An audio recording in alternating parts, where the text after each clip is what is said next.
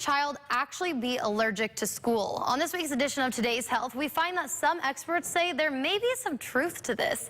They say the pollen from this time of year mixed with musty books, even bus diesel and perfumes, might be the right concoction for allergy attacks. Haley Hernandez reports.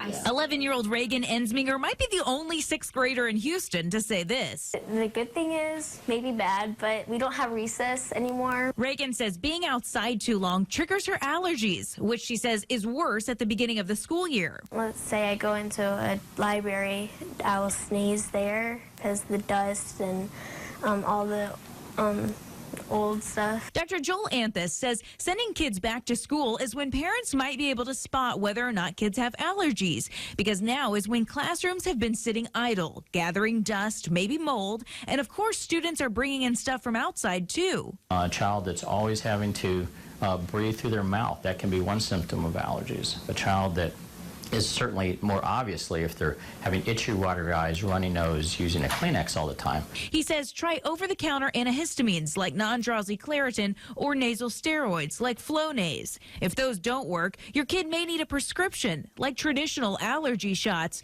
but Reagan says she's too busy for those. Travel softball, travel soccer. Instead, she uses these drops. Dr. Anthus says this is a type of immunotherapy which trains her body to fight off the allergens. There was drops or the shots.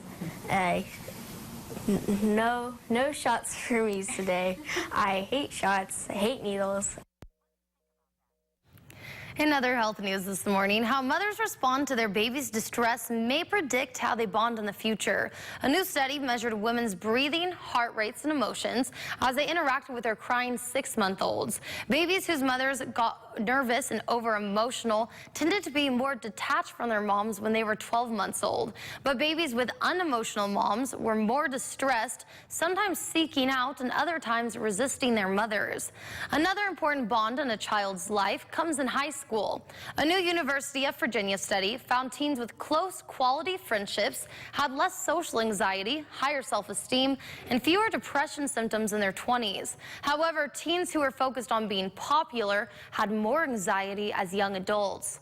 And finally, contact sports like soccer and basketball may lead to changes in the brains of young, healthy athletes. Canadian researchers scanned 65 varsity athletes who played a variety of sports. Those in collision and contact sports showed damage to their brain structure and function compared to volleyball or golf players. The athletes in the study did not report significant health problems. That's it for this week's edition of Today's Health, and coming up on KPVI News Today, we take a look at your KPVI News Today headlines.